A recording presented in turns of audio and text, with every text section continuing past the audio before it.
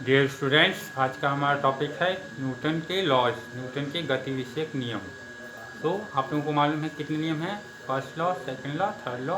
अब उनको हम डिटेल में स्टडी करते हैं कि क्या है।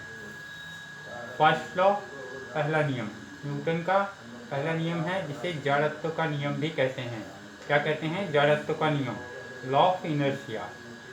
इसका स्टेटमेंट, प्रत्येक वस्तु अपनी विरामावस्था या एक समान गति की अवस्था में बनी रहती है, इसमें सरल रेखा में, जब तक कोई बाह्य बल इस अवस्था को परिवर्तित करने के लिए विवश नहीं करता। मतलब आप जब तक कोई फोर्स नहीं लगाओगे वो चीज़ मूव नहीं करेगी, जैसी है वैसी ही रहेगी। या अगर कोई चीज़ सीधी लीनियर सरल रेखा में अगर चल रही है तो वो चलती ही रहेगी जब तक उसको आप स्टॉप नहीं करोगे, या कोई फोर्स अप्लाई नहीं करेगा, उसको विवश नहीं करेगा रुकने के लिए तब तक।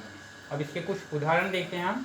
पहला उदाहरण है, जब कोई रेलगाड़ी या कार अचानक चलना आरंभ करती है तो व्यक्ति पीछे की ओर गिरता है। अचानक स्टार्ट करती है तो क्या होता है? व्यक्ति देखिए पीछे की ओर झुकता है। क्यों झुकता है? क्योंकि उसका ऊपर का पार्ट जो है व्यक्ति का, वो क्या है, ऊपर वाला जो पार्ट है वो विरामावस्था में रहता है, और नीचे वाला पार्ट जो गाड़ी से सटा रहता है वो क्या होता है? वो मूव करने लगता है, और ऊपर वाला विरामावस्था के कारण पीछे की ओर झुकता है। सेकेंड एग्जाम्पल, जब कोई पेड़ की शाखा हिलाई जाती है तो फल नीचे गिर जाता है। आप पेड़ की टहनी हिला रहे हो और टहनी नहीं, फल नीचे गिर रहा है। फल क्यों नीचे गिर रहा है? क्योंकि फल जो है वो विरामावस्था में है और वो अपनी अवस्था को बनाए रखता है। इसी कारण जब आप टहनी को जोर से हिलाते हो तो फल नीचे गिर जाता है। जब हम बस में यात्रा करते हैं और बस अचानक रुकती है तो हमारे शरीर का ऊपरी भाग गति करता है, परंतु विरामावस्था में रहता है। पैर जो है वो क्या रहता है? विरामावस्था में, और आगे की ओर गिर पड़ते हैं। आपका जब बस चलते रहती है तो क्या होता है? एकाएक जब ब्रेक लगता है तो हम आगे की ओर गिर पड़ते हैं। क्यों? क्योंकि हमारा पैर जो है वो रेस्ट में है, लॉ ऑफ इनर्शिया, जड़त्व के नियम के कारण, और हम आगे की ओर गिर पड़ते हैं। और इसका एक बेस्ट एग्जाम्पल है, आप कोई भी ग्लास लीजिए, ग्लास के ऊपर एक कार्डबोर्ड टाइप में पेपर रखिए, उसको ढक दीजिए, और उसके ऊपर एक बॉल रखिए, और जो कार्डबोर्ड है आप उसको तेजी से ऐसे उंगली से मारिए तो वो जो बॉल है वो लॉ ऑफ इनर्शिया, जड़त्व के नियम के कारण ग्लास में गिरेगी, वो कार्डबोर्ड के साथ में उड़ के नहीं जाएगी। ठीक है, तो ये है आपका लॉ ऑफ इनर्शिया, जड़त्व का नियम, न्यूटन का पहला नियम। अब देखते हैं हम सेकेंड लॉ क्या है। न्यूटन का सेकेंड नियम, किसी वस्तु के संवेग परिवर्तन की दर, संवेग परिवर्तन की दर लगाए गए बल के समानुपाती होती है, मतलब उसके बराबर होती है। जो भी उसमें संवेग है वो उसके बराबर होता है, मतलब F is equal to M A. इसका स्टेटमेंट क्या है?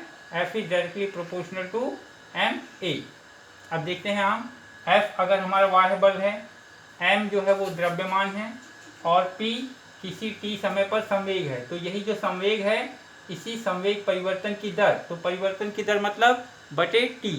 तो यहाँ पे क्या हो जाएगा? F इज डायरेक्टली, क्योंकि समानुपाती है तो F is directly proportional to D by D T of p। और ये p क्या है? संवेग है। संवेग हम लोग जानते हैं क्या है? Product of mass into velocity, द्रव्यमान और वेग का गुणनफल। अब F is directly proportional to m D by D T of v। क्यों? क्योंकि m जो है द्रव्यमान, वो तो नहीं बदलेगा ना, वो परिवर्तित नहीं होगा, तो वो क्या होगा? डिफरेंशियल साइन के बाहर आ जाएगा, m बाहर आ जाएगा, तो अंदर क्या बचेगा? D by D T of v। और ये वेग परिवर्तन की दर क्या है? त्वरण। तो F is directly proportional to M A. इस तरह से हमको मिल गया F is directly proportional to M A. यही है आपका द्वितीय नियम, न्यूटन का सेकेंड लॉ। अब इसका एक उदाहरण देखते हैं कि एक गुब्बारे का द्रव्यमान 5 ग्राम 4 सेंटीमीटर पर सेकंड के वेग से यह हवा में छूटती है। यदि गुब्बारा 2.5 सेकंड में सिकुड़ जाता है तो उसका आप औसत बल ज्ञात कीजिए कि 2.5 में अगर सिकुड़ जाता है तो उस पर कितना बल लगा। तो इसी सेकेंड लॉ से हम पता लगाएंगे F is directly proportional to m D by D T of v। इससे पता लगाएंगे तो किस तरह से, देखिए F is D T by D T of M V, और v D M by D T, ये इस वाले से।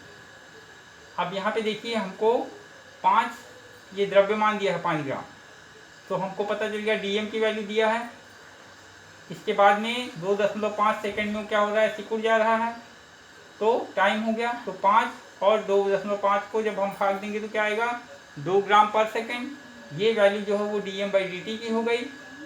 अब वेग हमको दिया है 4 सेंटीमीटर पर सेकेंड, दोनों को मल्टीप्लाई कर दीजिए, आंसर आ जाएगा 8 टाइम। ठीक है। अब अगला देखते हैं, लास्ट जो है न्यूटन के थर्ड लॉ।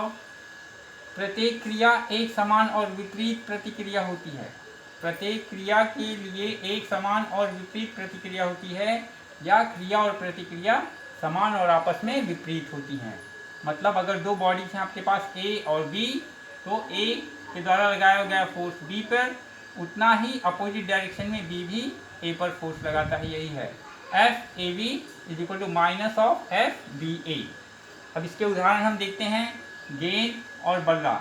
जैसे कि आपकी क्रिकेट की जो बॉल है वो बैट पे आती है तो क्या होता है, बॉल जितनी तेज़ी से बैट पे लगती है उतनी ही तेज़ी से पीछे भी जाती है। और ये बॉल और दीवार, जब आप दीवार पे किसी बॉल को मारते हैं तो क्या होता है, वो बाउंस होके उतनी स्पीड से वापस आती है। अब इसी से एक जुड़ा है ये आपका संवेग परिवर्तन की दर, F बराबर संवेग परिवर्तन की दर बटे T। और यही जब आके यहाँ पे T से मल्टीप्लाई हो जाएगा तो हम इसी को क्या कहते हैं, आवेग। इंग्लिश में इसी को इम्पल्स कहा जाता है। Force multiply by time is impulse, and वो किसके बराबर होता है, संवेग परिवर्तन की दर P1 माइनस P2। ये है आपकी संवेग परिवर्तन की दर। अब देखते हैं, क्रिकेट का खिलाड़ी कैच लेने के लिए हाथों को नीचे की तरफ करता है। तो क्रिकेट का खिलाड़ी हाथों को नीचे की तरफ क्यों करता है, जिससे जो बॉल ऊपर से आ रही है वेग से, उसका जो समय है वो क्या हो, बढ़ जाए।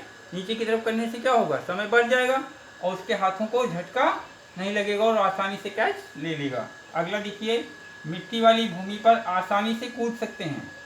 अगर आप मिट्टी वाली भूमि पर कूदते हैं तो क्या होता है, कूदने से आपका पैर नीचे दबता है और जो समय है आपका वो बढ़ जाता है। और अगर आप फर्श पे कूदते हैं तो समय बढ़ नहीं पाता है और आपको तेजी से चोट लग जाती है। रेलगाड़ी के जो डब्बे हैं उनके बीच में देखिए बफरिंग किया जाता है, बफर लगाया जाता है, जिससे कि उनका जो समय है वो टकराने का बढ़ जाए और यात्री जो है वो सुरक्षित रहें। पैकिंग से पहले चीनी मिट्टी की जो बर्तनें हैं उसमें क्या किया जाता है, कागज़ या घास फूस लपेटा जाता है, जिससे अगर मान लीजिए वो आपस में टकराते भी हैं तो उसके कारण उनका जो समय है टकराने का वो बढ़ जाएगा और वो जो बर्तन हैं आपके सुरक्षित रहेंगे। तो ये हो गया आपका थर्ड लॉ। तो फर्स्ट नियम, सेकंड नियम और थर्ड नियम, तीनों नियम आप लोगों को अच्छे से समझ गया है कि क्या है, what are laws of motion. ठीक है।